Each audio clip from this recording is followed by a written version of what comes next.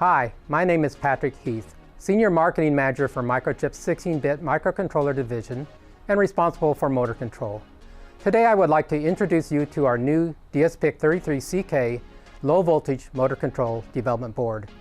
As the name implies, this board is designed to be used for rapid prototyping of a low-voltage BLDC or PMSM motor control application based on our latest 4th generation dsPIC33CK digital signal controller, or DSC.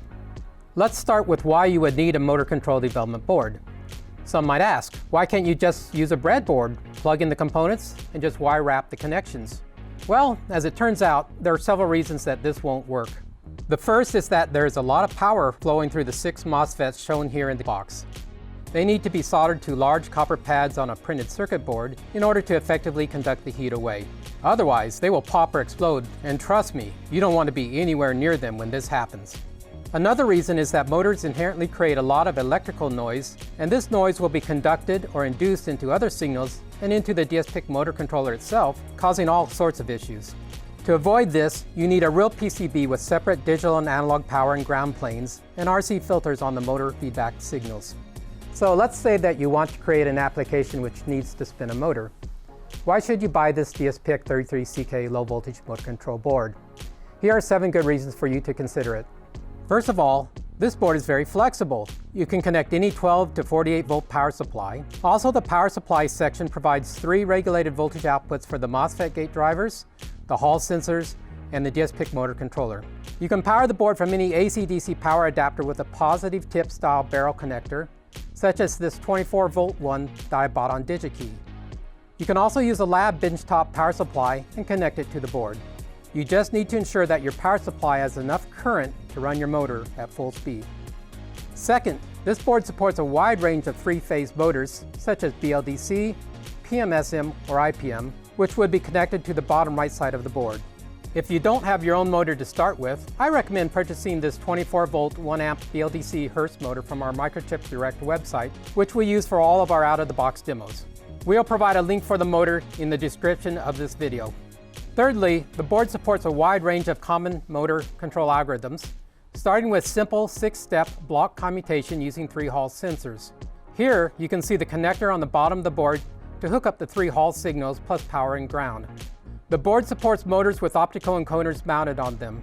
The connection for the encoder is located just to the right of the Hall sensor connector. However, the board also supports more advanced sensorless motor control algorithms such as back EMF voltage measurement using the voltage divider circuits, and field-oriented control, or FOC for short, using the current measurement op-amp circuits.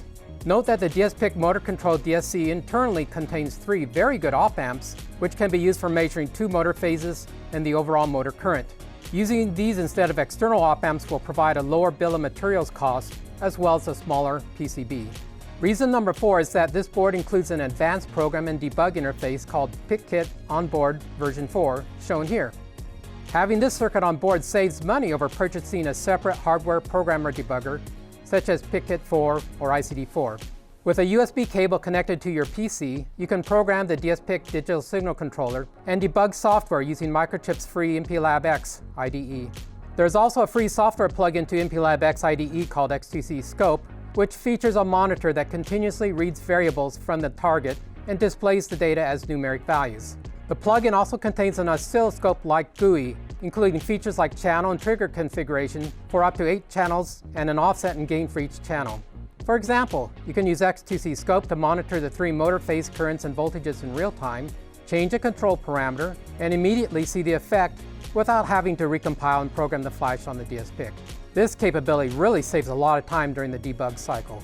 The 5th reason is that this board provides several expansion options to support different applications. On the bottom left side of the board are 2 connectors for adding microelectronica clickboards. There are nearly 1,000 different clickboards that you can select from to add different features, such as a display, a sensor, or a CAN or LIN transceiver. One interesting option for motor control is a new clickboard for the Microchip LX3302A rotary inductive sensor, which should be released soon. This inductive sensor can replace Hall sensors or other magnetic position encoders for motor position feedback. They provide much better accuracy and have very low temperature drift. Reason number 6 is the dsPIC33CK 256MP508 DSC itself. This 4th generation dsPIC device was designed expressly to spin motors. The CPU is optimized for real-time control loop execution. The motor control PWMs and the 12-bit 3.5 megasample per second A to D converter work together, minimizing CPU intervention to provide a very fast control loop response. Microchip provides the software to run all the different motor control algorithms I talked about for this device on this board. These are available either as a free download from our website or by using our free FOC GUI called MotorBench. Here you can see the board running dual shunt FOC with the Hurst motor, which is what the dsPIC is programmed to run out of the box. Finally, this board's a great deal. The cost is subsidized, making it Microchip's lowest priced motor control development board, and who doesn't like saving a lot of money? Thanks for watching this video. I hope that you found it useful. Please feel free to contact me or our closest Microchip sales office if you need help spinning your motors. Please visit microchip.com/motor anytime for more information on this board or on our dsPIC motor control devices and their development ecosystem.